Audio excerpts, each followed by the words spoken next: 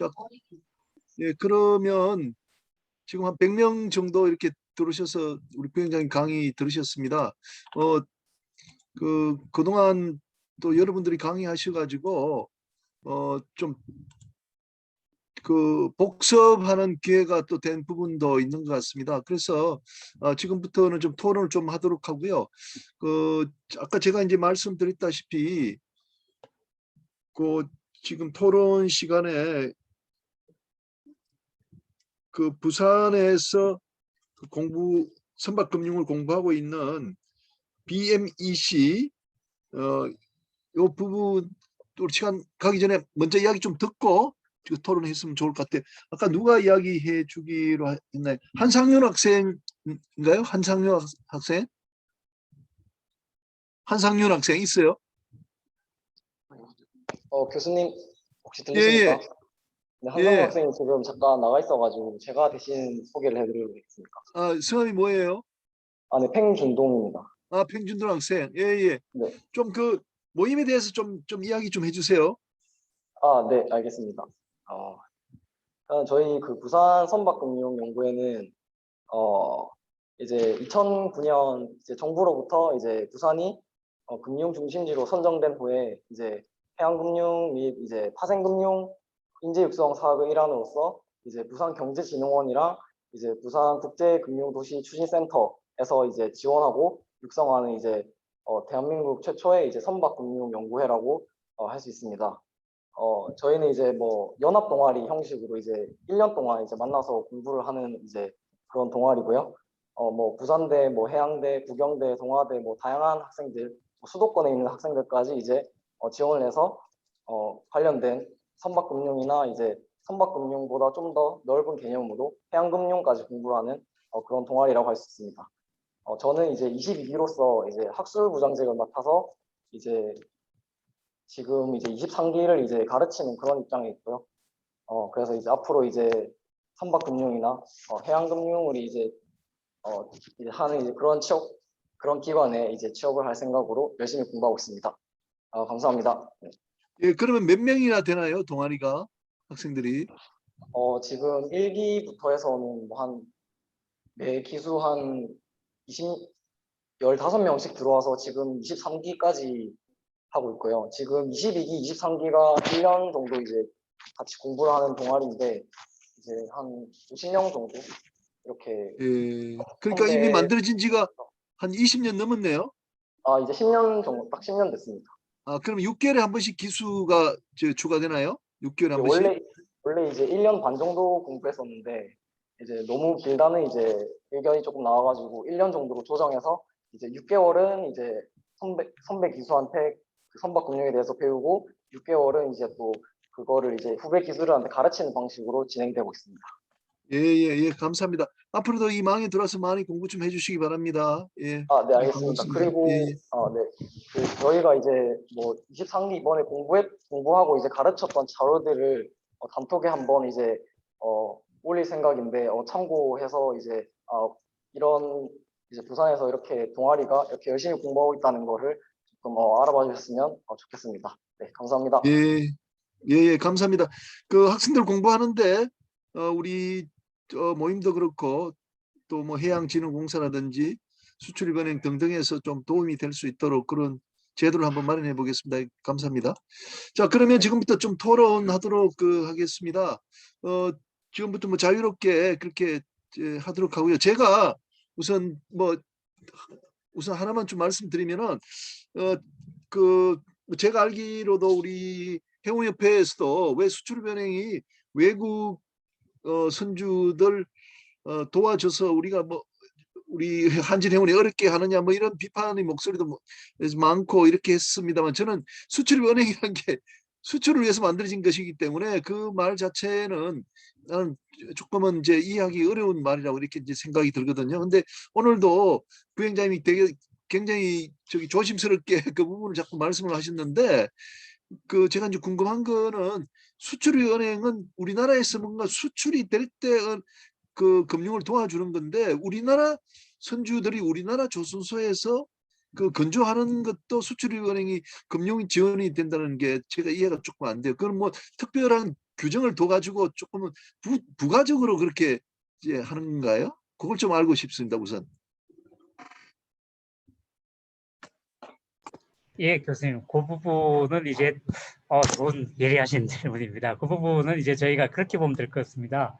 사실 우리 해운업 지원의 어떤 용역 수출, 우리가 이제 저희가 그래서 이제 우리 내항 외항이 있지 않습니까, 그죠? 예, 저희가 이제 외항 선사의 외항 선박만 지원을 하고 있습니다. 그 예. 해상 서비스 수출의 개념을 하나 볼 수 있을 것 같고요. 또 대부분의 또 수출 자체가 이게 사실은 뭐 간접적으로 보면 또 이제 우리 국내 해운사가 해외 SPC를 설립해서 선박을 해외 발주하기 때문에 예, 형식적인 또 그런 조선 부분에서도 어느 정도 수출 부분이 보인다고 해서 저희가 이제 정부의 특별한 유권 해석을 받아가지고 외항 선사에 대한 뭐 이런 수출 금융을 지원하고 있습니다. 제가 아주 좋은 질문한 것 같습니다. 그러니까 우리가 예, 해외에서 PC를 해서 도움이 되는 것도 바로 수출입은행으로부터 이 지원을 받을 수 있다는 게 되겠네요. 그게 만약에 그리고 이제 SPC 형태가 아니라면 조금 어려울 텐데 예, 이론상. 무엇보다 이제 그 용역 그 해운 서비스 수출을 하는 거기 때문에 예, 예, 해운 그 서비스도. 부분을 이제 위한 어떤 그 아, 간접적인 예, 지원이라고 보시면 예, 됩니다. 예, 예, 잘 알겠습니다. 감사합니다. 자, 저 토론 이제 열리니까요. 좀 질문들 해주시기 바랍니다.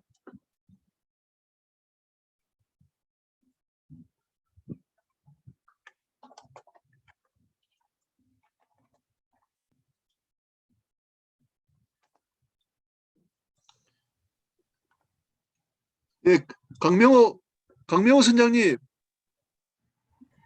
예. 예, 예, 예. 저 일본도 많이 더우실 텐데 질문 있으시면 좀 하시고요. 아니면 좀 일본 뭐 선박금융이라도 혹시 아시고 계시면 좀 코멘트 좀 해주시면 좋으실 것 같아요.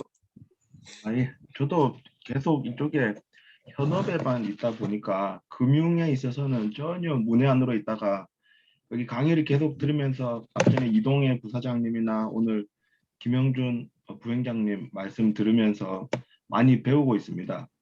지금 실제로 일어나고 있는 해운에 직접적으로 근무하는 것 이상으로 금융이 서포트가 되지 않으면 우리 조선이라든지 해운이라든지 전체적인 발전이 힘들다는 것을 다시금 느끼고 있고요. 직접적으로 나타나지는 않지만 겉으로 보이는 이런 성과를 뒤에서 잘 받침해 주시고 계시는 우리 금융 쪽에 계시는 분들에게 오늘 정말 감사함을 표합니다. 앞으로도 많이 금융 쪽에 대해서 더욱더 관심을 가지고 배우도록 하겠습니다. 감사합니다. 예, 감사합니다. 예, 예. 예, 예. 교수님 제가 질문 좀 할까요? 예, 한종길 교수님. 예, 예. 예, 수출입은행의 그 우리 국내 선사 지원이 이제 우리 그 외항선에 대해서 서비스 용역 수출로 보고 지원을 할 수 있게 유권 해석이 그게 언제부터 바뀌었는지 그게 사실 제가 조금 궁금합니다. 왜냐하면 제가 오늘 그 우리 부행장님 발표하신다는 그 얘기를 듣고 제가 일본 측 자료를 쭉 한번 조사를 해보니까 일본에서 1960년에 부터 이 일본도 국내에 선사는 일본 개발은행, 조선에서의 선박 수출은 일본 수출입은행, 그때는 일본 수출입은행이죠. 일본 수출입은행이 담당을 해서 우리처럼 이렇게 나눴던 것 같습니다. 그렇게 하다 보니까 일본 선사보다 외국 선사가 한 그 코스트 차원에서 한 5% 정도 더 일본 선사의 운임이 더 비싸다. 일본 짐을 실어 날르는데 외국 선사들도 결국은 일본 짐을 실어 날리기 위해서 일본 조선소에서 배를 만드는데 이렇게 일본 선사들이 불리하게 할 수 있느냐라고 하면서 이제 그 65년, 70년 이렇게 오면서 일본 선사들이 발주하는 외국의 SPC를 두고 발주하는 선박에 대해서도 일본 수출입은행이 지원을 하게 되는 것 같습니다.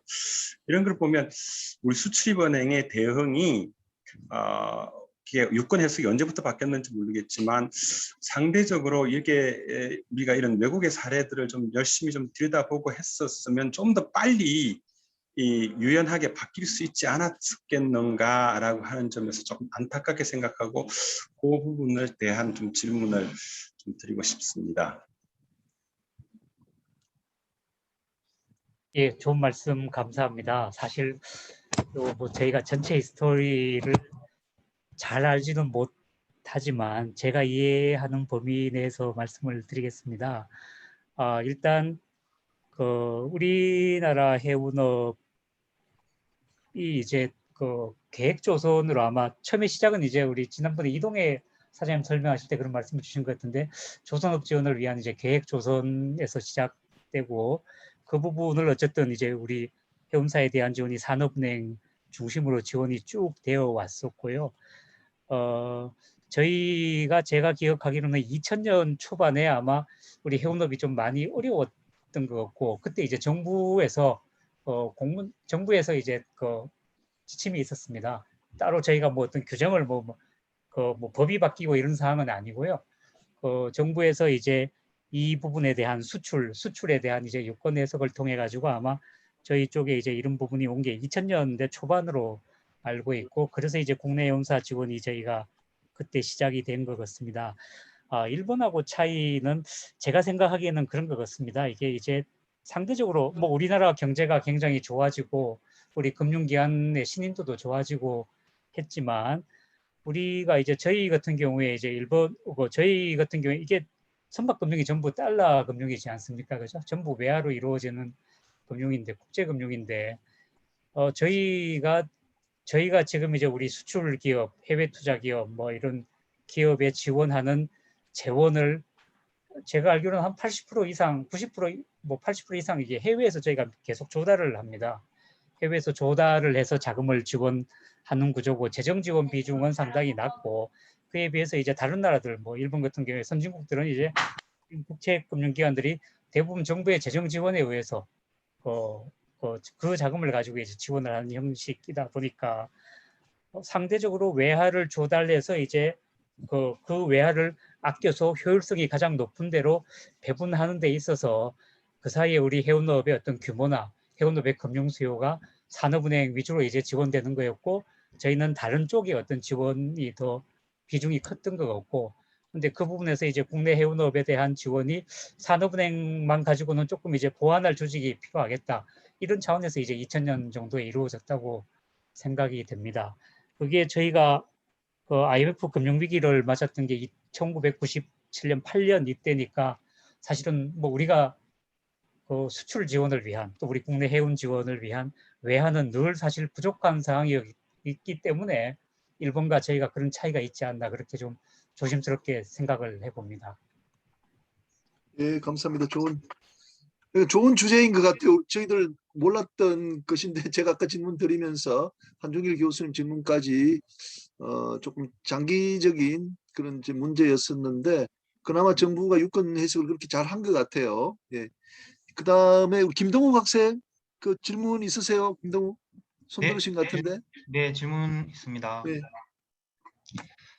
아까 해외 선조 금융 관련해서 설명 들었던 부분에서 이제 의문이 드는 점이 그 KKR 관련해서 외국에서는 해외 선조 금융이 이제 시작이 되고 있고 국내 도입 여부가 이제 문제가 되는 걸로 알고 있는데 그 반대하는 입장에서는 또 일반 선주사가 금융 선주사보다 낫다라는 견해도 있고 해서 도입은 시기상조가 아닌가라는 또 주장도 있고 한데 최근에 그 공정위에서 저희 이제 해운선사들한테 과징금을 크게 부과한 내용과 관련해서 이 선주들이 해운사에게 좀 혜택을 주기 위해서 국내에서도 그 선주들이 해만큼 많이 있었으면 좋겠다 하는 생각에서 말씀을 드리는데 국내에서는 이 금융선주 제도가 도입이 되고 있는지 뭐 논의가 되고 있는지 여부와 그 장단점이 있어서 지금 논의가 되고 있는데 어떻게 생각하시는지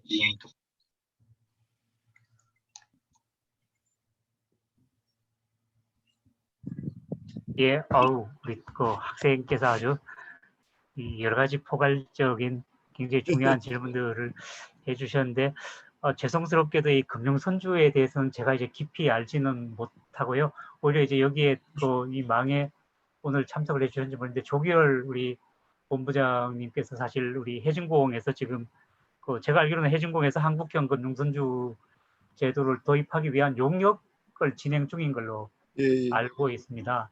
다만 제가 개인적으로 말씀드리고 싶은 거는 이제 말씀드렸듯이 이게 저희가 우리 해운업이 어려워졌을 때 금융선주들 뭐 아까 JP모간 말씀드렸지만 사실 중국계 같은 경우에는 그 국영은행들이 전부 리스사 하나씩 가지고 있고 리스사들이 항공기하고 선박을 직접 구매를 해서 그걸 글로벌하게 아주 그 리스를 선사들 앞으로 또 그 항공사들 앞으로 그 리스를 해주는 이런 것들을 봐오면서 또 한편으로는 우리 한진해운이나 현대상선이 어려웠던 것 중에 하나가 그 굉장히 선박 하란기에 그 해외에서 이제 비싼 용선료를 지불하고 장기간 용선한 것들이 우리 해운 시장이 안 좋아지면서 이제 그 선박을 반선할 수도 없고 운항을 할수록 이제 좀 손실이 나는 이런 걸 봐왔고 지금 현재 우리나라 선사들이 어차피 이제 사선을 100% 가지고 운항하는 선사는 없는 걸로 알고 있거든요.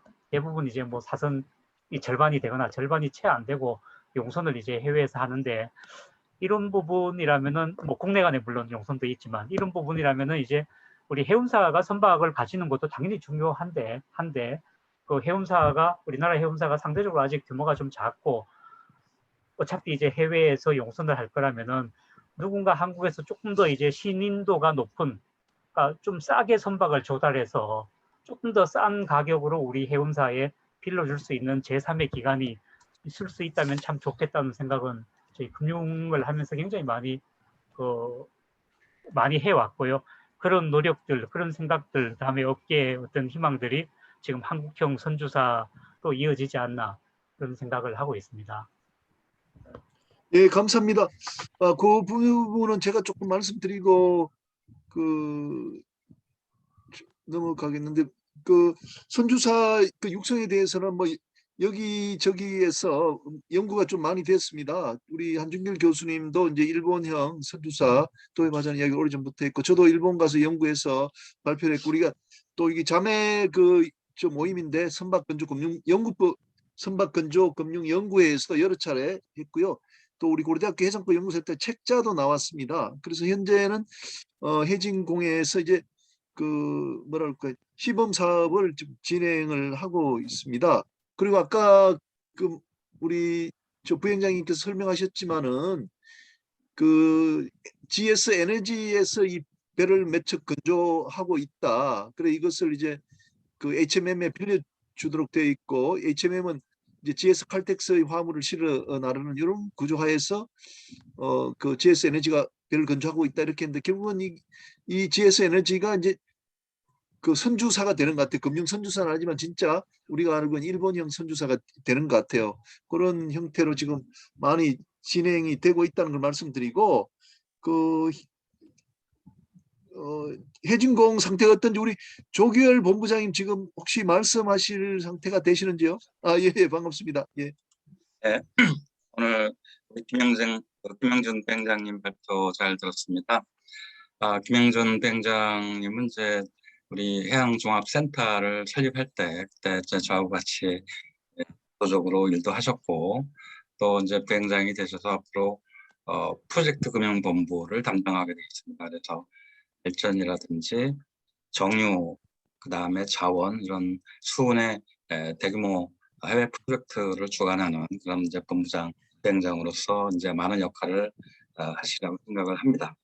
오늘 논의된 것 중에 제가 조금 코멘트를 해드릴 부분은 국내 선주사에 대한 지원과 관련돼서 시립은행이 선주금융을 국내건 해외건 선주금을 최초로 취급한 거는 연도는 정확히 기억이 안 나지만 수은 최초의 본연의 선박금융인 선주금융을 국내 선사에 대해서 사실 했습니다. 그때 이제 스타탱커라고 호남정유가 해운사를 안 갖고 있죠. 그래서 호남정유가 싱가포르에 선사 그 계열사를 두고서 거기서 이제 선박을 발주해서 선박을 농선에서 쓰는 이제 뭐 그런 형태에 있었습니다. 그래서 수은이 최초에 선박 금융을 지원한 게 해외 선주가 아니라 국내 선사였습니다.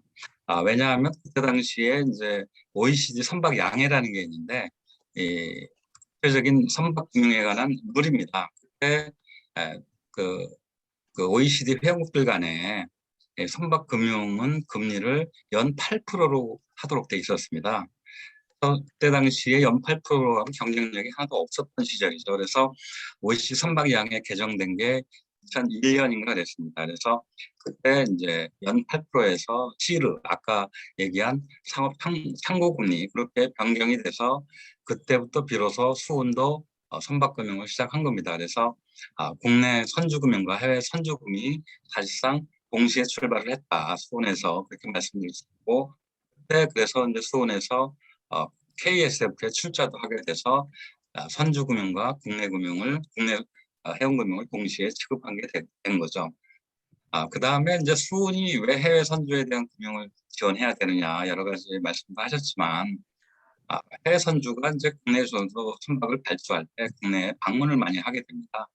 방문을 하면서 수은도 같이 방문을 하죠. 그래서 해외 선주가 국내에 발주하려고 하는데 수은이 선박금융을 지원할 수 있느냐 이렇게 물어보면 그거를 안 한다고 얘기하는 게 넌센스죠. 사실 그 조선산업이라는 거는 고용 규모도 대단하고 산업 연관 효과도 대단하기 때문에 이 수은 입장에서는 이제 지원이 불가피한 그러한 인더스트리이기 때문에 수은이 해외 선주의 금융을 지원하는 것은 아까 논의된 대로 수출금융적 성격에서 지원을 하는 거기 때문에 우리 국내 선주금융을 많이 좀 지원해 달라라고 요청하는 것은 충분히 납득이 되지만 해외 선주에 왜 금융을 지원하느냐 하는 부분은 조금 이해하기가 쉽지 않고 또 수은이 지원하는 해외 선주들이 대부분의 시종 상태는 상당히 우량합니다. 그래서 그간 해외 선주들이 선박 금융을 조달을 못해서 수은의 금융을 요청하는 건 아닙니다. 그래서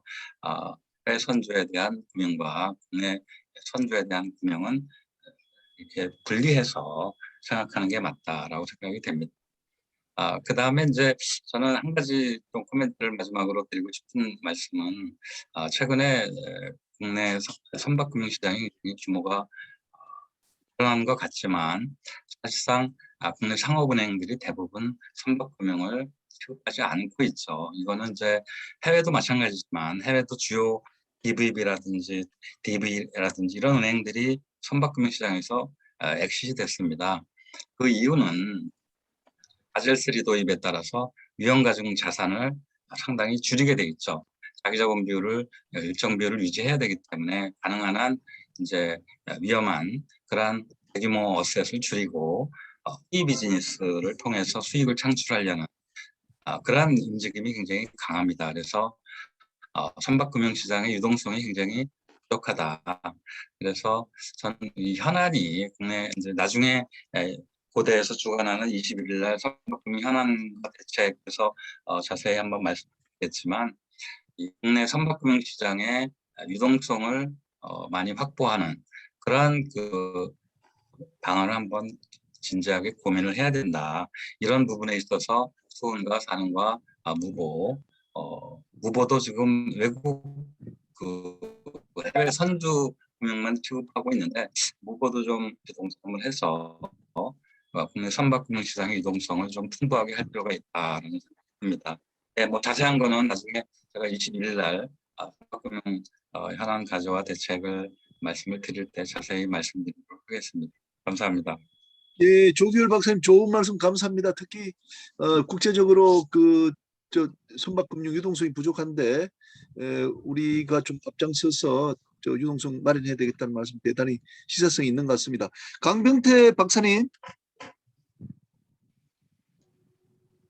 네, 교수님. 예, 안녕하세요. 예. 네. 선주사 이야기가 좀 나왔는데 강 박사님 네. 특히 금융 선주사 연구를 많이 하셨는데 그 부분 좀 잠깐 좀 코멘트 좀 해주시기 바랍니다. 예, 선주사 관련해서 이제 선주사 역할이 해운 회사 오퍼레이터한테 선박을 공급을 해주는 역할을 하고 있습니다. 근데 선주사가 되기 위해서는 뭐 다 아시다시피 이제 금융이 받쳐줘야 되거든요. 금융을 조달할 수 있는 신용도와 그런 캐파가 있어야지 선주가 될 수가 있는데 우리나라에서 과연 그런 금융 조달 능력이라든지 또 그런 캐파를 가지고 있는 선주가 될 만한 그런 회사가 있느냐라고 따져봤을 때 사실은 우리 김영준 부회장님 발표에서 나왔다시피 이제 그 대기업 계열사 외에는 사실 마땅한 선주 후보자가 없거든요. 그래서 그 대안으로 이제 마련한 것이 지금 그 조결 본부장님이 추진하셨던 그 금융선주, 또 이제 그 리스 회사 설립을 해서 중국의 리스 회사와 같은 이제 금융선주를 만들자, 이제 그런 대안도 제시하셨고 여러 가지 방안이 이제 검토가 되고 있는 것으로 알고 있습니다. 좀 전에 조결 본부장님 하신 말씀처럼 사실 우리나라뿐만 아니고 세계적으로 그동안에 전통적으로 이제 선박금융의 공급자였던 그런 상업금융기관들이 많이 이제 시장에서 떠나고요. 또 금융을 이제 줄이고 있는 추세입니다. 이제. 그러나 선주들은 또 선박을 발주를 해야 되기 때문에 그럼 그 나머지 펀딩 갭을 어디서 메꾸고 있느냐라고 따져봤을 때 이제 아까 말씀하셨던 금융선주들, 중국의 리스 회사들, 또 우리 김영준 부회장님 발표하셨다시피 JP 모간이라든지 그런 이제 금융 회사들이 나서서 선박을 건조해서 우리 해운사에 용선을 하는 형태로 그렇게 많이 진행이 되고 있고요. 또 최근에 나타나는 현상 중에 하나가 그 이제 시중에 풍부한 민간 자금을 어떻게 끌어들여서 이것을 선박금융 시장에 공급할 것인가.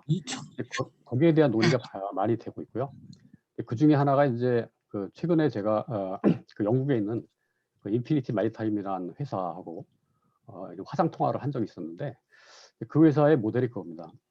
맨 먼저 선박을 중고선을 5척을 벌크선을 발주를 하는데 거기에 필요한 한 2억 불 정도를 기관 투자가들이 투자를 해서 선박을 발주해서 확보를 한 다음에 그것을 이제 우량 화주한테 용선을 주고 그 대신에 이제 이 기관 투자가들이 긴 기간 동안 이제 투자를 할 수가 없으니까 그 투자 지분을 잘게 쪼개서 그 토크나이제이션이라고 하죠. 잘게 쪼개서 이제 민간 개인 투자자들한테 매각을 해서 유통하는 그런 시장을 지금 만들고 있습니다. 그래서 근데 과연 이제 그거를 어떻게 그 지분을 가지고 있고 그것을 어떻게 믿느냐라고 하는 부분에 대해서는 이제 블록체인을 도입해서 그 분산 원장 이제 기술 아니겠습니까? 블록체인을 도입해서 그 지분에 대한 어떤 상환 확실성이라든지 신뢰성을 확보하고 그 민간 금융이 이 시장에 들어와서 활발하게 이제 유통이 될 수 있도록 이제 그런 시장이 지금 현재 만들어지고 있더라고요. 그래서 그런 부분들을 우리나라도 이제 좀 배치마킹을 해서 이제 선박금융이 안 된다 하지만 말고 어떤 그 정책금융도 사실은 공급의 한계가 있기 때문에 그런 민간금융이 활발하게 우리 그 금융시장에 들어올 수 있도록 그런 플랫폼 또 물고 역할을 좀 해줘야 되겠다 그런 생각이 듭니다. 그 점에 있어서는 이제 지금 누가 총대를 메고 해줄 그런 주체가 없다 보니까 역시 해진공이라든지 뭐 수은 또 무보 산은 이런 정책금융기관들이 자신들이 직접 또 대출도 해주지만은 그런 민간금융이 이 시장에 그 안전하게 확보될 수 있도록 그런 어떤 파이프라인의 역할을 해주는 것도 굉장히 중요하다 그런 생각을 하고 있습니다. 또 이제 김영준 부회장님 오랜만입니다. 예. 예, 저하고도 일도 많이 하셨고 특히 중소조선사 구조조정할 때 굉장히 고생이 많으셨는데 우리 부회장님 그 승진을 진심으로 축하드리고요. 또 앞으로도 우리 해운 발전을 위해서 많은 역할을 해주길 부탁드리겠습니다. 네, 이상입니다. 예, 예, 부사장님 좋은 말씀 감사합니다. 감사합니다. 예, 예. 자, 또 다음 질문으로 넘어가겠습니다.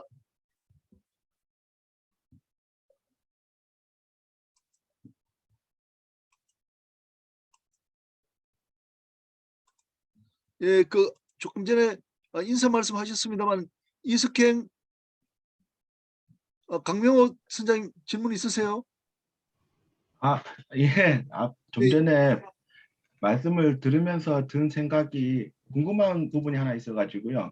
일반인 입장에서 그렇게 지식이 높지 않은 일반인 입장에서 궁금한 점이 있어서 김영준 부회장님께 질문 드립니다. 얼마 전에 제 친구가 일본에서 집을 하나 구입했는데 이제 아따마킨이라고 하는 선수금을 전혀 내지 않고 35년 론으로 금리를 연 0.9%의 대출을 냈더라고요. 그걸 보면서 확실히 일본은 저금리를 바탕으로 이런 엔캐리 투자라든지 금리가 굉장히 싸니까 이렇게 싼 금융이 지원이 되는구나라는 생각이 들었습니다. 이에 비해서 우리나라의 수출입은행이 이제 선박을 발주할 때 금융을 지원해 주면 그에 해당하는 수익을 얻으실 텐데 얼마 정도 수익을 얻으시는지도 좀 궁금하고요. 이건 물론 뭐 신용도에 따라 천차만별이겠지만 그냥 일반적으로 어떻게 해서 수출입은행이라든지 국책기관이지만 어떻게든 수입이 있어야지 이제 조직이 운영이 될 텐데 그렇게 수익을 얻는 부분도 궁금하고요. 그리고 다른 이렇게 미쓰비시 스미토모 은행이라든지 이런 일본에서 하는 은행들이 제공하는 금리에 비해서 수출입 은행이 어떻게 강점을 지닐 수 있는지도 궁금하고요. GS 칼텍스에서 세척의 VLCC를 용선할 때 외국계 은행이 붙었다고 말씀을 하셨는데 그렇게 이제 신용도가 높은 선주의 입장에서는 은행들의 금리를 비교하고 자기들한테 유리한 은행을 자기들이 선택할 수 있는 그런 위치에도 있을 텐데 그런 점에 있어서 수출입 은행이 은행 자체로서 산업을 지원하는 부분도 있지만 은행 자체로서 수익을 내거나 어떻게 수출입 은행 자체의 영향력을 확대할 수 있는 그런 방법을 가지고 계신지 그런 부분에 대해서 좀 말씀을 듣고 싶습니다. 예, 좋은 질문 감사드립니다. 일단 은행의 금리가 아까 이제 저도 말씀드렸고 조기열 부행장께서 이제 아까 그 OECD 양해 말씀드리면서 시드 금리 말씀드리고 했었는데요. 지금 사실은 국제적으로 저금리 시대이기 때문에 대부분의 선박금융이 사실 변동금리로 지원이 되고 있습니다. 그 달러 같은 경우에 이제 US 라이보 금리, 뭐 은행 간 기준이 되는 이제 은행 간 금리죠, 그죠? 라이보 금리에다가 보통 금융기관들이 이제 마진을 붙일 때 그 회사의 이제 차주에 돈을 빌려가는 차주의 신용도에 따라서 신용위험 가산율이라는 게 따로 붙고 그러니까 리스크의 과거에 뭐 부도율 이런 거 계산해 가지고 신용 등급에 따라서 이제 차이가 있습니다. 신용위험 가산율이라는 게 있고 그다음에 대출 기간에 따라서 이제 장기가 되면 리스크가 아무래도 커지니까 기간 가산율 뭐 이런 거에다가 이제 우리 기본적으로 요 조직을 유지하기 위한 대출하기 위한 요 조직을 유지하기 위한 운영 비용 그게 이제 기본적인 마진일 거고요. 그 기본적인 경비 들어간 원가일 거고 거기에 이제 약간의 뭐 이제 그 수익을 내야 되니까 뭐 마지막에 알파가 붙을 거라고 생각이 됩니다. 또 말씀드린 대로 이제 아까 라이보 금리 플러스 이제 이렇게 되니까 라이보는 이제 매일매일 변하는 금리입니다. 또 이자를 낼 때 이자를 보통 선박금융 이자는 이자를 3개월이나 6개월에 한 번씩 내거든요. 그날 적용되는 이제 라이보가 적용이 됩니다. 그래서 라이보 플러스 예를 들어서 금리가 라이보 플러스 2%다 그러면은 사실 19년 정도까지 저희가 현대상선 24,000 TU 할 때 승인 낼 당시에 라이브가 2.3% 정도 됐을 겁니다. 예를 들어서 그게 이제 라이브 플러스 2%다 그러면 금리가 한 4.3%로 승인이 나는 거죠.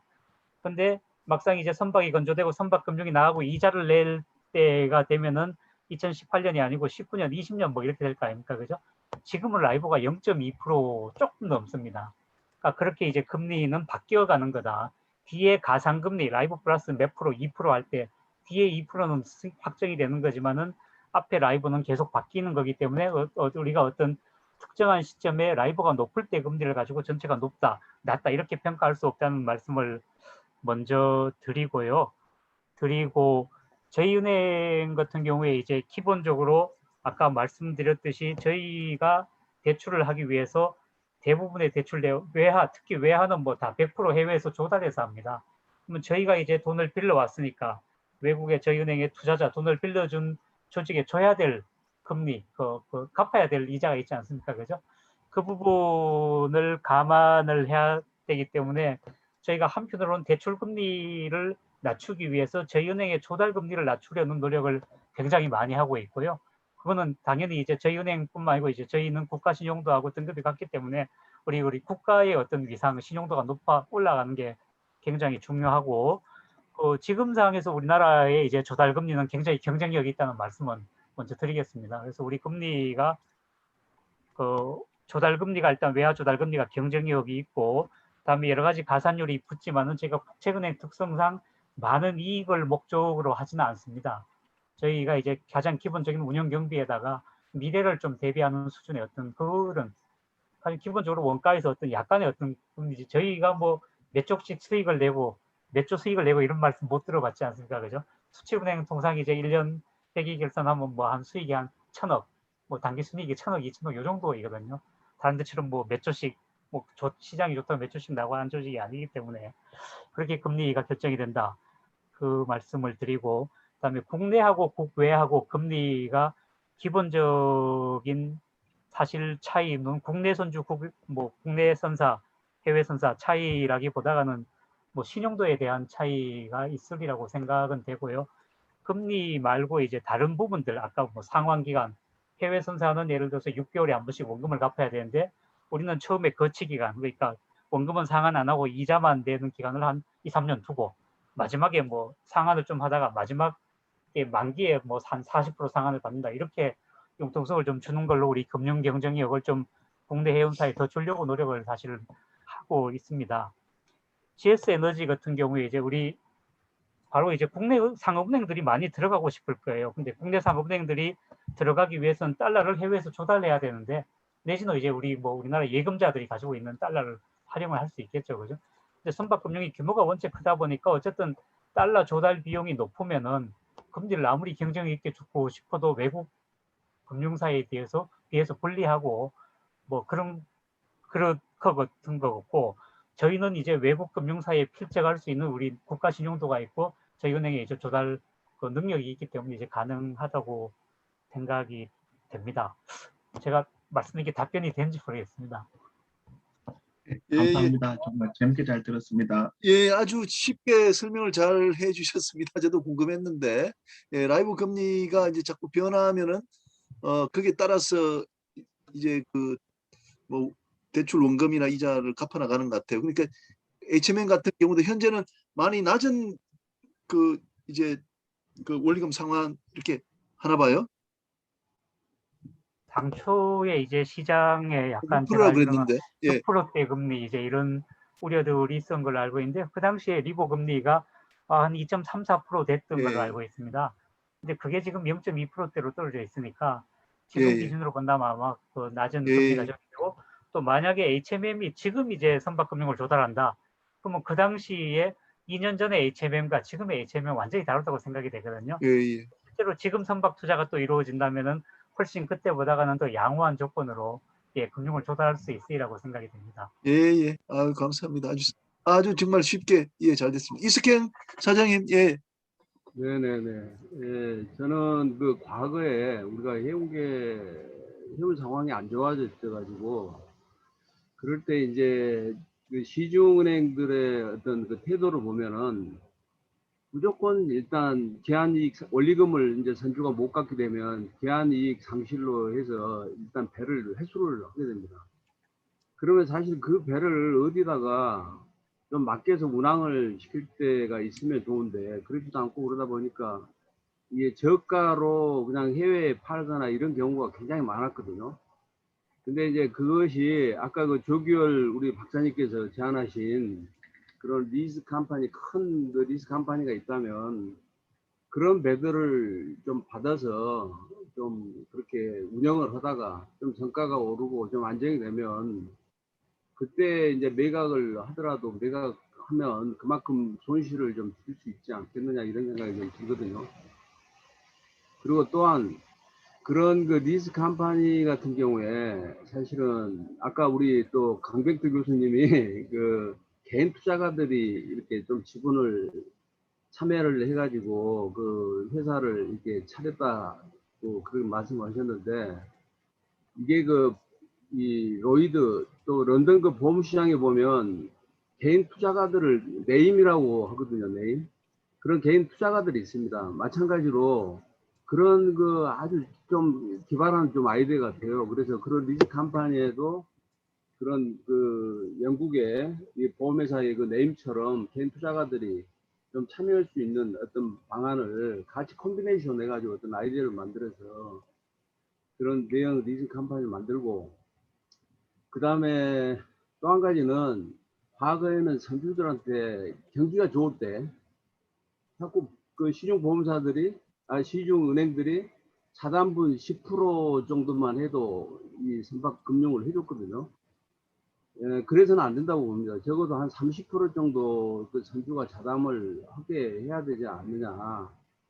너무 그 낮게 해가지고 그냥 나중에 이제 그런 상황에 몰리다 보니까 결국 은행도 그런 손실을 크게 보게 되는 상황에 이르게 되고, 그러다 보니까 이제 이 선박금융에 대한 이 관심을 가질 수 없는 어떤 지경에 이르게 된 거거든요. 그래서 좀 그런 그 리징 컴퍼니 그 많은 선박들을 그렇게 리즈해서 굴릴 수 있는 그런 회사가 설립이 된 이후에 시중은행에 어떤 그런 안전적인 어떤 담보 상황을 만들어서 좀 그 시중은행들을 좀 선박 금융 쪽으로 좀 끌어들여야 되지 않느냐 이런 생각이 듭니다. 그러나 안전 장치가 만들어지지 않으면은 시중은행들이 참여하기가 쉽지 않을 걸로 저는 그렇게 좀 판단을 하고 있습니다. 네, 이상입니다. 예, 예, 좋은 말씀이십니다. 저도 그 선박 건조할 때 자담분 30% 돼야 된다는 거 일본 가보니까 선주사들이 다 그렇게 하더라고요. 그 선주사가 자담분이 이제 많아야 그 원리금 상환 액수가 작아지니까 불경기를 잘 견딜 수 있겠죠, 그죠? 그래서 저도 이제 동감입니다. 우리 부위원장님 혹시 이스케인 대표님 말씀에 부가하실 내용 있으신지요?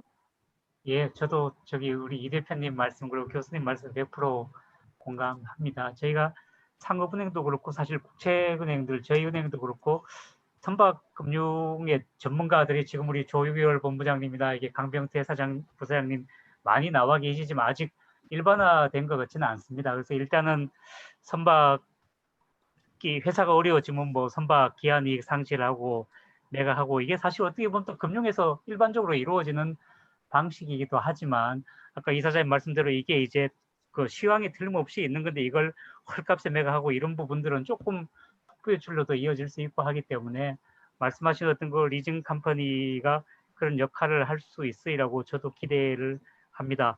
자담 10% 30% 부분은 아마 그 우리나라에서 선박금융을 하는 금융기관 직원들은 다 옳은 말씀이라고 생각을 할 듯합니다. 이게 우리가 성장도 좋지만은 안정적인 성장이 길게 가는 것 같거든요.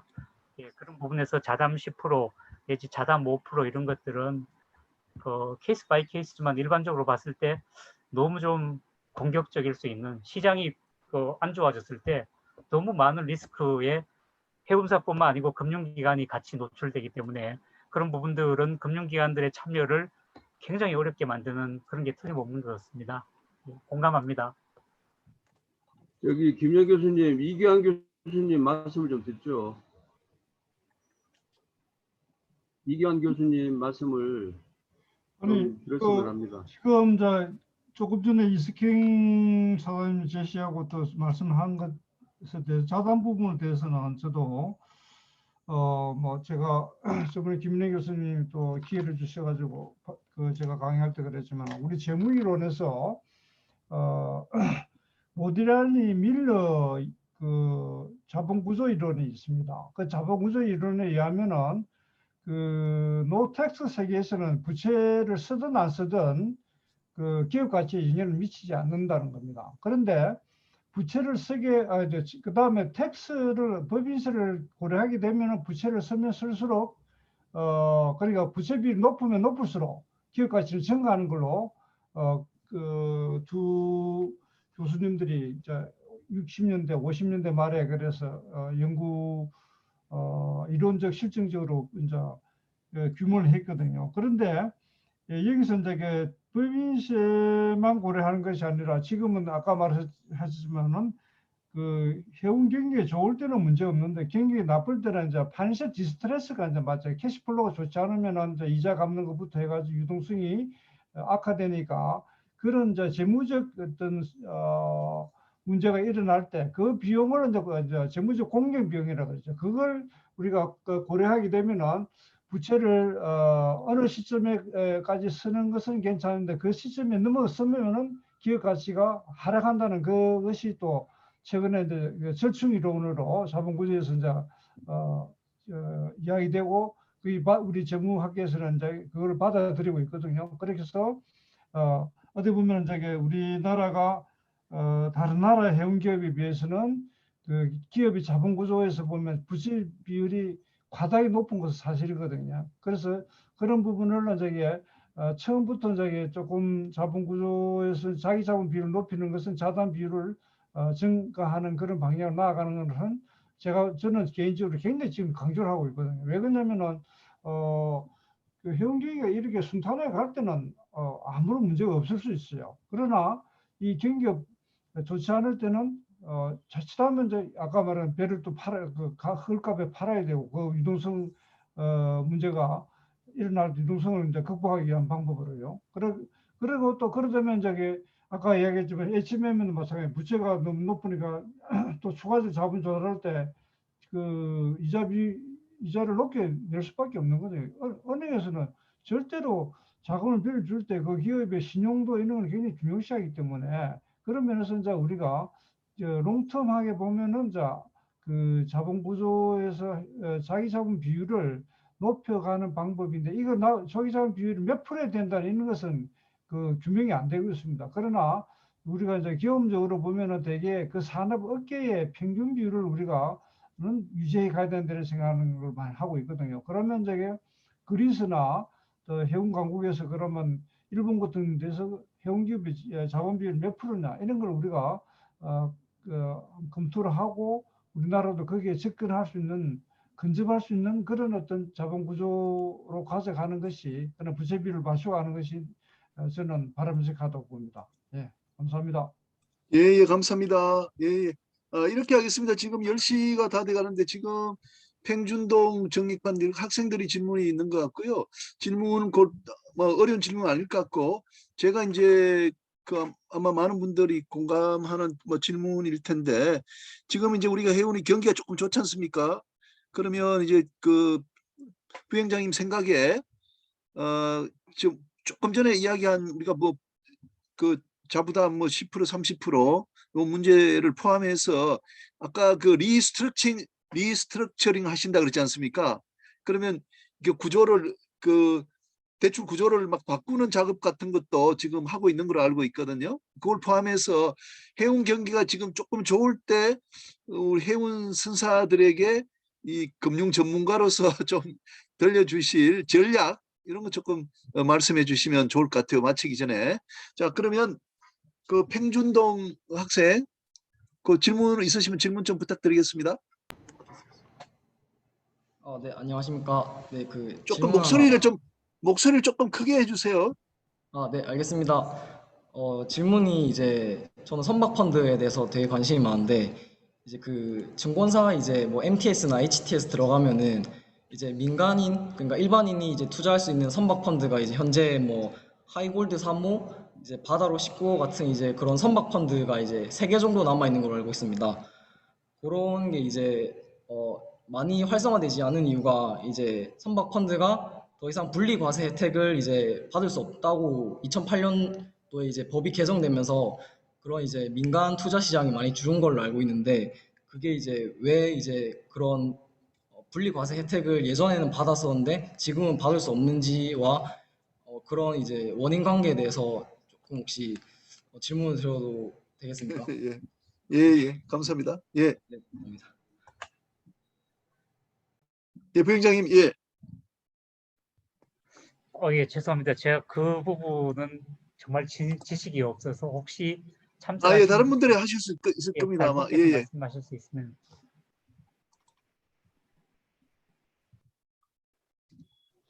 안 계시면 제가 잠깐 답변을 예, 박사님.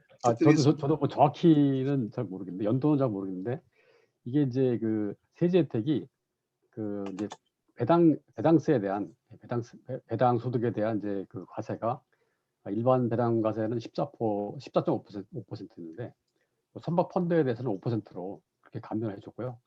또 이제 종합소득세 과세할 때 분리과세를 허용하는 걸로 그렇게 세법상에 이제 허용을 해 오다가 이게 이제 한시법으로 적용이 됐었습니다. 그래서 한시법으로 적용이 됐다가 매년 이제 그걸 연장하다가 이제 정부에서 기재부에서 해운업계만 이렇게 특혜를 줄 수가 없다. 또 다른 이제 산업도 있고 하니까. 그래서 그것을 이제 2014년도가 그때 이제 그 폐지를 한 걸로 알고 있습니다. 그러다 보니까 이제 민간들이 선박 투자에 대한 펀드에 대한 이제 투자가 많이 줄어들었고 지금 말씀처럼 3개밖에 안 남아 있는 그런 형태인데 굉장히 안타까운 현실이고요. 지금 해운업계나 그 금융업계에서 계속 이제 여기에 대한 세제 혜택을 다시 부활할 것을 요청을 하고 있는데 지금 아마 아시다시피 이제 기재부에서 국가 재정이 이렇게 만만치 않다 보니까 세제 혜택을 자꾸 줄이는 추세에 있거든요. 그래서 이건 업계라든지 우리 또 금융계에서 지속적으로 요구를 해서 관철을 시켜야 될 것으로 사료가 됩니다. 이상입니다. 예, 감사합니다. 예, 말씀 잘 감사합니다. 들었습니다. 우리 학생들 아주 뭐 이런 선박 펀드에까지 관심을 갖고 연구하는 것 같습니다. 예, 감사합니다. 또 다른 질문 좀 있으시면 좀 말씀해 주십시오. 한 10분 정도는 좀 더 해도 될 것 같거든요.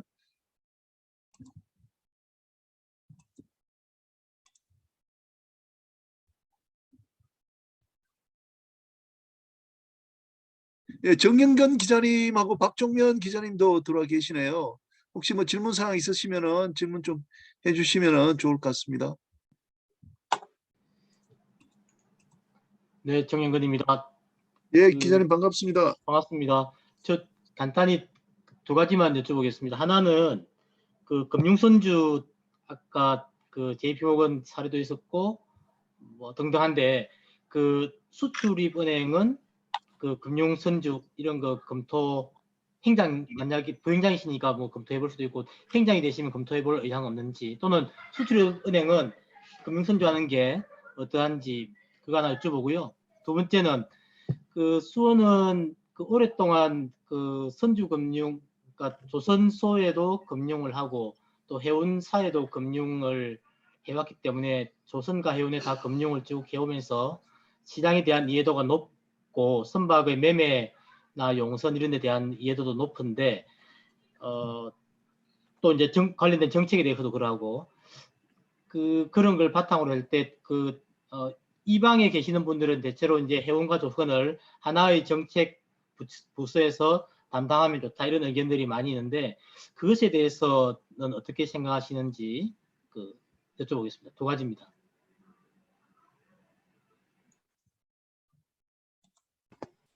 예, 정 기자님 오랜만에 뵙겠습니다. 말씀 감사합니다. 금융선주 부분은 사실 이 자리에 계신 우리 조기열 저희 선배님이 가장 이제 많은 폭넓은 고민도 하셨고 경험도 하셨던 것 같습니다. 금융선주의 필요성에 대해서 저희가 글로벌 금융위기 이후에 그런 이제 움직임을 목도하고 사실 2013년, 14년 내부적으로 이제 굉장히 저희들 실무진들끼리는 필요하다는 리스크 사슬립도 필요하다 이런 논의들이 뭐 있었고요. 활발히 있었고요. 다만 수출입은행 입장에서는 저희가 이제 그 해운 조선 지원을 많이 하지만 그 여러 가지 우리나라 산업의 수출 산업을 전반적으로 다 지원하는 입장이었기 때문에 그 실제로 리스크 사설립까지 뭐 이렇게 구체적으로 지원 뭐 들어가지는 못했습니다. 다만 그런 노력들이 이제 우리 한국 그 해양진흥공사로 이어지고 또 해양진흥공사의 전신인 그 한국선박해양 2017년 말에 설립되었던 그 한국선박해양을 만들 때 저희가 어떤 그런 아이디어 그런 이제 그 그림들을 정부하고도 얘기를 하고 했던 것들이 어느 정도 반영이 되었고 그런 노력을 통해서 지금 우리 정말로 우리 또 해진공에서 한국형 선주사 설립을 위해서 용역까지 추진하고 고민을 하고 있고 그 전 단계로 지금 원래 리스 플랫폼을 통해서 어쨌든 시범 사업으로 열척 정도 추진을 하고 있는 걸로 알고 있습니다. 이런 노력들의 긴 노력의 일환 속에 저희가 있다는 걸로 그리고 지금 뭐 저희 은행 입장에서는 이제 여러 가지 산업 영역을 골고루 지원할 부분이 있어서 특정 산업만 이렇게 또 이 별도의 자회사나 이렇게 가지는 쉽지 않다는 생각은 하고 있고요. 다만 금융선주 어떤 형태로든 금융선주사가 설립이 되었을 때 아까 강병태 부사장님 말씀하실 대로 절대적으로 이제 금융이 필요하거든요. 선박금융이 정말로 이제 금융선주 앞에 그 선주사 앞으로 또 나가야 되는 거니까 거기에서는 여전히 저희 은행에서 굉장히 중요한 뭐 산업은행이나 또 다른 기관들하고 같이 굉장히 경쟁력 있는 조건으로 금융을 제공하지 않을까 이런 생각은 해봅니다. 조선해운이 그 한 정책에 있어서 어떤 잘 얼라인이 돼야 되고 이런 필요성은 저도 이해는 합니다만 제가 제 입장에서 어떤 이 정책적인 영역의 어떤 그런 통합이나 뭐 이런 부분에서 효율성에 대해서는 특별히 지금 이 자리에서 언급하기는 좀 적절치 않은 것 같습니다. 기자님 양해해 그러면 주시면 고맙겠습니다. 조금만 더 그냥 구체화해서 한 번 더 여쭤보면 해운업계에 있는 분들 중에서도 반대하는 의견도 있더라고요. 그분의 이야기는 이런 거던데 반대 이유는 조선과 해운을 한 곳에서 하면 어쨌든 그 부처에서는 조선 중심으로 정책을 펼 가능성이 높다. 왜냐하면 조선이 고용이나 산업 연관학과 이런 등등을 볼 때 그러하기 때문에 그 해운이 상대적으로 비중이 약해질 우려가 있어서 적절하지 않은 것 같다. 이런 의견으로 반대하시던데 그분은 해운업계에 계시면서도 이제 금융기관에서는 예를 수원의 경우에도 이제 조선과 그 해운에 각각 금융을 하고 있지만 실제로 금융이 이루어지는 거 보면 어쨌든 조선에 좀 더 그 비중이 큰 건 사실인 걸 봐도 그 두 곳을 한 군데에서 다루게 되면 조선의 상대적으로 비중이 높아질 개연성은 현실적인 것 같긴 한데 어떠신가요? 예, 예, 좋은 질문인데요. 저기 죄송한데 우리가 이거 녹화해가지고 또 이렇게 망에 올리고 하니까 너무 민감한 답변은 꼭 안 하셔도 되고 좀 일반적인 답만 해주시면 될 것 같아요. 아니 정영근 기자님 말씀이 맞는 것 같아요. 근데 조금 이제 부행장님은 좀 말씀하시기가 조금 어려울 것 같기도 해요. 예, 조금은 일반적인 말씀 한번 듣겠습니다. 그러면요. 예, 저희가 조선해운 조선 포션이 높은데 아까 조선 포션이 이제 특별히 많은 거는 사실 아까 이행성 보증, 선수금 환급 보증 포션이 굉장히 많거든요. 그거는 실제로 이제 돈이 나가는 게 아니고 저희가 조선사가 배를 짓다가 실패했을 경우에 정상적으로 인도를 못했을 경우에 조선사가 그 전에 받은 그 배를 인도하기 전에 선주사인데 받은 돈을 돌려주겠다. 이걸 이제 보증하는 경우인데 사실은 우리나라 조선소들이 대형 조선사들 같은 경우에 뭐 그런 사례들이 거의 없습니다. 거의 없지만은 그럼에도 불구하고 선수금 환급 보증은 수주 견조 계약을 위해서는 반드시 필요한 거기 때문에 사실 지원이 많이 이루어지고 또 그게 금액이 크다 대출이 아니지만 비록 보증이기는 하지만은 금액이 크고 달러 보증이기 때문에 시중은행의 참여가 낮고 정책금융기관 중심으로 가고 특히 이제 해외 선주들 같은 경우에는 수출입은행이 해외 선주 금융을 많이 해외 선주들인데 익숙하기 때문에 신인도가 높기 때문에 수출입은행에 그런 보증을 많이 요구를 하는 편입니다. 그래서 절대적인 금액 기준으로 뭐 저희가 이제 예를 들어서 100조 지원했다 그러면 뭐 한 60조가 조선사네 이렇게 생각할 수 있지만 실제로 금융의 질면에서 봐서는 선주사들 우리 국내 해운사에 나가는 것들은 다 뭐 운전 자금도 나가지만은 다 12년짜리 장기 자금이거든요. 장기 자금으로 나가고 또 조선사에 나가는 제작 자금은 길어도 2년 정도 선박 짓는 기간 동안 나가는 거기 때문에 그 경중을 따진다면 사실 규모 면에서는 조선이 크지만은 내용 질까지 본다면 사실은 골고루 정말 균형 있게 지원된다고 보여지고요. 뭐 저희가 조선 산업부하고 일을 하든 해수부하고 일을 하든 정말 각 부처에서 열심히 하고 있다. 그다음에 저희는 또 나름대로 내부적으로 이게 양쪽을 다 예. 지원하는 별도의 조직을 가지고 각 뒷받침하기 위해서 노력하고 있다는 말씀을 드리겠습니다. 예, 예. 예, 예, 좋은 질문 그리고 좋은 답변 감사합니다. 아니 또 오늘 또 제가 너무 질문 많이 드려서 죄송합니다. 아니 제가 이제 수출입은행 구조조정 뭐 특별위원회 거기 하여간 위원으로 한 2년간 활동을 했거든요. 그때 이렇게 보니까 아까 이제 부행장님 말씀하셨던 조금 이제 중소형 조선소 거기도 막 관리를 하더라고요. 수출입은행이 채권자이기 때문에 이제 그랬는데 부행장님 아까 이제 설명에 이렇게 보면은 우리가 벌크선은 거의 없지 않습니까? 우리나라 조선소가 벌크선은 거의 지금 하지 않고 컨테이너선 그다음에 이제 뭐 LNG선 이걸로 LPG선 이걸로 이제 우리가 좀 많이 나가고 있는데, 근데 지금 제가 생각할 때 말하자면 우리도 해운사도 이게 포트폴리오를 이야기하지 않습니까? 그럼 조선소도 그 지금 뭐 그 기술이 좀 필요한 분야를 우리가 앞서가는 건 좋은 것 같은데, 일본은 보면 벌크선을 많이 하고 있지 않습니까? 그래서 저도 아까 설명 들으면서 그 좀 벌크선대도 우리가 선박을 많이 건조해야 되는 거 아닌가? 우리나라 선사들의 한 60% 70% 벌크선일 겁니다. 그러면 우리가 지금 중국이나 일본에 우리 벌크선 건조를 다 맡기는 격이 아닌가 이런 생각이 듭니다. 물론 이제 우리가 이제 그 때문에 그런가, 그 인건비가 또 비싸고 하니까 중국에 뒤져서 중국에 많이 가는데, 그렇지만 그 조금 중소형 그 조선소를 또 살리는 그런 좀 목적, 그리고 좀 포트폴리오를 본다면은 좀 어떻게 하든지 좀 장려해야 될 사항이 아닌가 이런 생각이 들거든요. 그래서 좀 수출입은행이 그쪽 구조 조정을 관리를 하기 때문에 연결이 될 것 같은데, 그런 이제 벌크선 부분을 우리가 경쟁력이 없기는 하지만 살려갈 필요는 있지 않겠나 하는 생각이 들어가지고 조금 코멘트를 드렸습니다. 예, 제가 사실 조기열 본부장을 저희 부행장으로 모시고 구조조정을 그러셨군요. 예. 담당을 했었습니다. 그 조선사 대우조선부터 이제 성동 뭐 이렇게 대선조선 예. 중을 담당을 했었는데요. 그 중형 조선사들 대선조선이나 이제 성동조선 구조조정이 사실 2008년, 2009년 이때부터 2010년에 이제 표면화되긴 했지만 시작된 걸로 알고 있고, 저희가 10여 년 정도 이제 그 조선사를 계속 지원하면서 고민이었던 거는 이제 굉장히 우수한 우리 인력과 시설과 가지고 있는데, 이제 이 본원적인 경쟁력이 시황이 좀 회복되면은 본원적인 경쟁력이 있을까라는 그런 기대와 어떤 산업적인 생태계 관리 차원에서 좀 많이 이제 저희는 노력을 했던 것 같습니다.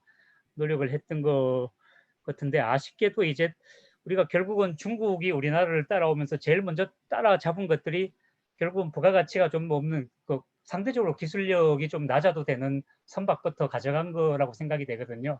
그게 이제 당연히 벌크선이나 이제 소형, 중소형 탱커선 이 부분일 거라고 생각이 되고요. 그래서 제 기억으로는 이제 그때 이제 원가 경쟁력 해외 선주들 이렇게 만나보면은 그 당시 기준으로 봤을 때 선주들이 이제 뭐 중국에 갔다가, 물론 그 탱커, MR 탱커 같은 것도 중국에 많이 돌아갔다가 다시 미포조선으로 돌아온 사실 선주들도 있었습니다.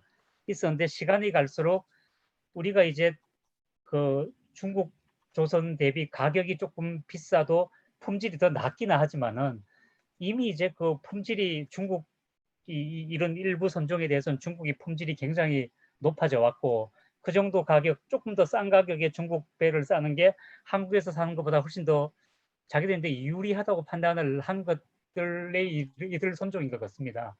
그러면서 이제 시황이 계속 어려웠지만은 시황이 어느 정도 회복되더라도 정말 본연적인 경쟁력이 있느냐, 이제 우리 중형조선소 일부가 그런 고민들이 사실 있었던 것 같습니다.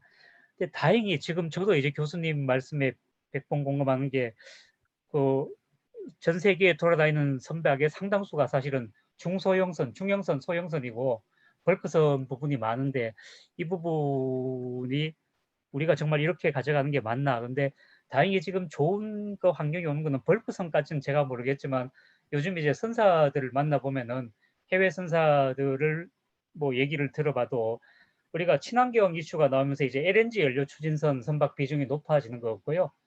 이게 여기서 우리나라 조선소들이 확실히 트랙 레코드가 있고 더 기술력이 있어서, 물론 중국도 이제 LNG 연료 추진선 뭐 짓는다고는 하는데 아무래도 우리보다는 이제 그 부분에서 좀 약하고, 그래서 오히려 지금 보면 중형 탱커, 중국으로 갔던 중형 탱커 부분에서도 일부 선주들이 가격만 조금 더 괜찮으면 한국에서 짓고 싶다는 이런 의향이 있고, 실제로 그런 인콰이어리가 우리 조선소에도 있는 걸로 알고 있습니다.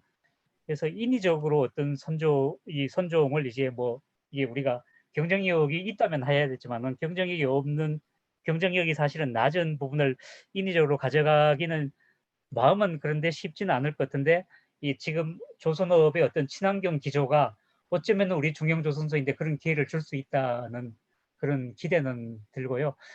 하나 덧붙여 말씀드리면 사실 성동조선이나 대선조선이 이제 뭐 다른 조선사도 마찬가지고 그 긴 구조조정 속에서 직원들도 많이 직장을 떠나고 많은 어려움을 겪었는데 정말 다행스럽게도 성동조선 같은 경우에는 지금 이제 우리 조선 대형 3사들이 수주 물량이 많아지면서 블럭이나 이제 하프선 선박의 절반 정도를 자기들 야드에서 짓는 것보다가 중형조선소에 맡기는 게 더 경쟁력이 있는 상황이 좀 생기기 시작했습니다.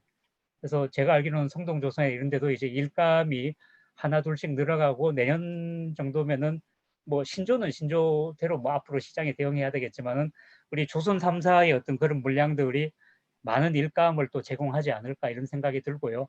또 우리 부산에 있는 대선조선은 지금 새로운 주인을 맞아가지고 굉장히 건실하게 영업을 해서 요즘 수주도 굉장히 많이 하고 있어서 또 나름의 어떤 새로운 시장을 그 중형선 시장에서 어떤 새로운 또 미래를 열어가지 않을까 하는 기대는 가지고 있습니다.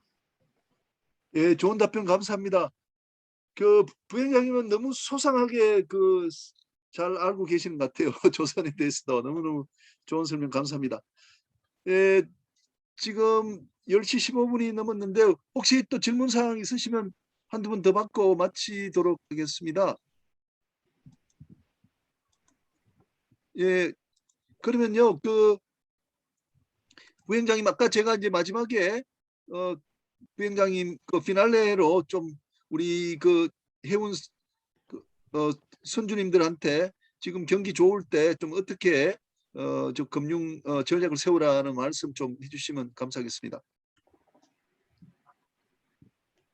괜찮으시면 제가 짧게 말씀드리고 제가 이 공을 우리 조기열 본부장님하고 예, 강병태 부사장님께 좀 드리고 싶습니다. 예, 예, 왜냐하면 저는 좋습니다. 금융만 이제 경험을 했고 우리 실제로 조기열 본부장님 이런 분은 금융에 더해서 이제 실제로 해운사들하고 접점해서 많은 또 보셨기 때문에 실질적인 말씀을 해줄 수 있을 것 같아서 좀 그렇습니다. 우리 부사장님도 마찬가지고요. 저는 뭐 특별한 생각 없고 아까 여러 가지 이제 우리 참석해 주신 분들 말씀에서 답이 나왔다고 생각이 되는데요. 우리 해운사들이 보면은 실제로 이런 상황에도 불구하고 이게 굉장히 경기가 안 좋았던 상황에도 불구하고 꾸준히 수십 년, 뭐 수십 년 이상, 20년 수익을 계속 낸 회사들이 있습니다. 사실은. 우리가 이제 한진해운, 현대상선이 너무 큰 사이즈가 큰 데가 너무 큰 질국으로 왔기 때문에 굉장히 마음에 큰 아픔이 있는 것 같은데 상대적으로 이제 그렇지 않은 꾸준히 수익을 내는 여기 우리 KSS도 많이 도와 계시지만 KSS도 굉장히 안정적으로 잘 비즈니스를 하고 계신 것 같고 우리 뭐 많은 또 선사들이 그런 선사들이 있는데요. 이런 선사들의 공통점은 결국은 레버리지를 지나치게 하지는 않았다는 늘 보면 안정적으로 또 돈이 들어오면 이제 선박 발주를 시황이 이렇게 반짝한다고 뭐 대규모 발주를 하거나 이러지는 않고 늘 이제 꾸준히 자기 돈도 태우면서 또 회사 내부의 시스템도 갖춰가면서 이렇게 발전을 해왔지 않나 하는 생각이 들고 지금 이제 우리가 아픔을 또 겪었던 어떤 또 현대상선은 더구나 이제 지금 더 많은 그런 투자가 이루어지는 걸로 알고 있습니다. 뭐 제가 어떤 시황이나 이런 거를 말씀드릴 그럴 능력은 없는 것 같고요. 뭐 저희가 마지막으로 드리고 싶은 말씀은 이제 우리 해운업이 정말 기간 산업으로 정책금융기관 어느 기관들도 다 그렇게 생각할 겁니다. 정말 열심히 잘 지원해야 된다 이런 생각을 가지고 있고 또 우리 상업은행들이 여기에 많이 들어와야 된다는 생각을 가지고 있는데 이 상업은행들이 많이 들어오게 하는데 마중물을 정책금융기관이 할 수 있다는 생각도 들고 근데 그거보다 더 중요한 거는 우리 해운기업들이 조금 더 안정적으로 이렇게 성장하는 모습을 보이고 또 회사 내부의 어떤 회사 규모가 커짐에 따라서 과거의 어떤 우리 선주 중심으로 이제 막 이게 그 급속도로 성장을 해 왔다면은 이제는 빠른 그 성장을 통해 규모가 커진 만큼 거기에 맞는 경영 체계나 리스크 관리 시스템 어떤 이런 부분들 뭐 어떻게 뭐 크게 보면 ESG 쪽으로도 연결이 될 수 있죠. 투명한 회사 경영 시스템, 전략 시스템 이런 것들을 갖춘데 좀 더 많은 투자를 IT 투자도 마찬가지고 더 많이 투자하고 그런 부분들을 우리 금융을 제공하는 금융기관들하고도 더 많이 공유하면서 상호 신뢰하에 이렇게 좀 발전을 해 나갔으면 좋겠다는 말씀으로 드리겠습니다. 예, 좋은 말씀 너무 감사합니다. 자, 그러면 아까 우리 김영준 부위원장님께서 초대를 하셨는데 조규열 본부장님 혹시 더 추가하실 말씀이 있으신죠? 네. 예. 짧은 시간에 많은 굉장히 핵심적인 이슈이기 때문에 제가 보기에는 이제 선사 측면에서 해야 될 거, 그다음에 금융기관 측면에서 해야 될 거, 그다음에 이제 기타 인프라 측면에서 해야 될 거를 간략하게 요약 정리해서 말씀드리겠습니다. 사실은 이 내용은 제가 이제 21일 날 좀 중점적으로 발표를 하려고 하는 내용인데요. 사실 이제 선사 측면에서는 지금 막대한 영업이익을 내고 있는데 이 풍부한 유동성을 어떻게 활용할 건가, 나중에 시황이 침체됐을 때 버틸 수 있는 무기로 활용될 수 있는 분야에 좀 투자를 해야 되는데, 과거에 보면 해운 업계가 한 10년 내에 10년 동안 이렇게 보면 한 1년 정도 호황에다가 나중에 한 8년 정도의 불황을 겪는 그런 패턴이 반복되어 왔습니다. 그래서 지금 한 이제 벌크하고 컨테이너 상당히 좋은데, 그럴 때 막대한 영업이익을 본원적인 경쟁력을 갖추는데 활용을 해야 되겠다. 가령 IT라든지 원앙선사 같은 경우에는 IT 쪽에 상당히 지금 투자해서 이 비즈니스에 대한 경쟁력을 갖춘다든지, 또는 물류단지라든지 터미널 이런 데 또 지금 부족한 그런 부분에 투자한다든지 해서 금년과 금년에 상당한 유동성을 어떻게 효율적으로 투자할 건가, 이 부분에 대한 고민을 해야 될 거라고 생각이 됩니다. 또한 금융기관 측면에서는 이게 이제 유동성 부분과 가용 시장의 선박금융시장의 가용성 부분과 어떤 비용률, 금융 비용률 측면이 항상 상반되는데요. 그동안 이제 저희는 사실 그 금융 비용을 상당히 낮추는데 금융기관이 상당히 많은 요구를 했죠. 그 결과로 상당한 금융기관들이 선박금융에 엑시스를 한 겁니다. 그래서 우리는 그 부분을 좀 한번 고민을 해야 할 필요가 있다. 그래서 상업금융기관이 선박금융시장에 진입을 하기 위해서는 이익을 어느 정도 보장을 해줘야 된다. 그렇지 않으면 여타 대체 산업 부분이 많기 때문에 또 해운 산업은 전통적으로 확률적으로 보면 상당히 위험했기 때문에 시장에 진입을 잘 안 하려고 한다. 그러면 저희가 이제 선택을 해야 되는 거죠. 형성을 늘릴 거냐, 아니면 비용을 낮출 거냐. 이제 이 부분에 대해서 저희가 고민할 때가 됐다. 너무 금융기관에 이익을 남겨주지 않으면 금융기관은 다시 선박금융시장에 진입을 안 한다. 이렇게 말씀드릴 수 있고, 그다음에 이제 나머지 인프라 부분에 있어서는 아까 펀드 얘기도 나왔지만 지금 선박투자 해석법이 상당히 통법에 비해서 경쟁력이 상당히 낮죠. 그래서 어떻게 하면 이러한 그 대체 상품을 좀 더 육성할 건가, 이런 부분에서 지혜를 모아야 되고, 이 밖에 뭐 조세 리스라든지 금융선주 부분도 나중에 자세히 말씀을 드리겠지만, 그런 부분도 인프라를 좀 보완을 해서 하여간 제가 생각하는 거는 선박금융시장의 가용성을 좀 높이고, 선사는 막대한 영업이익을 어떻게 효율적으로 투자할 건가, 근본적인 경쟁력을 갖추는데 어떻게 투자할 건가, 이 부분에 상당한 관심을 가져야 된다는 생각을 갖고 있습니다. 예, 좋은 말씀 너무 감사합니다. 그리고 이제 좀 구체적이고 자세한 거는 21일 날 저희들이 뭐 고려대학교 해상도비연구센터하고 또 고려대학교 그 최고위 과정 원후에 해법학회하고 공동으로 이제 세미나를 할 때 또 선박금융 부분이 들어 있습니다. 그때 이렇게 하도록 하고요. 그 권호인 대표님 계세요? 권 대표님, 예, 마지막 인사 말씀하시고 마무리하도록 하겠습니다. 마이크 켜주세요. 굉장히 그 상세한 설명을 잘 해주셨고, 일반인들이 알기 쉽게 그 선박금융을 소개해 주셔서 너무 고맙습니다.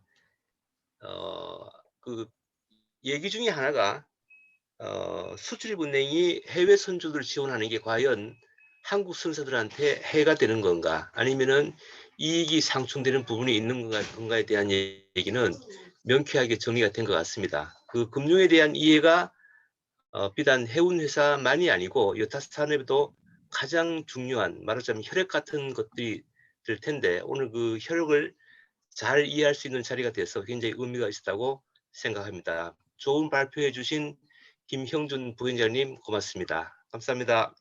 예, 감사합니다. 김영준 우리 부위원장님, 제가 설명 가만 들어보니까 우리 교수님들보다도 더 설명을 잘하시는 것 같아요. 알기 쉽게 차근차근 해주셔서 저를 비롯한 우리 금융의 약간의 초보자들한테도 아주 많은 큰 도움이 됐을 걸로 이제 생각이 듭니다. 오늘 참석해 주신 금융 쪽의 원로 선배님들, 그리고 정영근 기자님을 비롯한 우리 멤버 여러분, 대단히 오늘 고맙습니다. 우리 학생들도 많이 참석해 주셨고, 특히 연구에 하시는 학생들 아주 감명을 많이 받았습니다. 여러분들 오늘 선박금융에 대해서 아주 좋은 강의를 많이 받았기 때문에 저녁에 잠을 아주 잘 잘 수 있을 것 같습니다. 여러분 뿌듯하시죠? 예. 그러면 또 다음 주에 뵙도록 하겠습니다. 여러분 대단히 감사합니다. 예. 수고 많으셨습니다. 네, 이걸로 감사합니다. 마치겠습니다. 감사합니다. 수고하셨습니다. 네, 수고하셨습니다. 고맙습니다.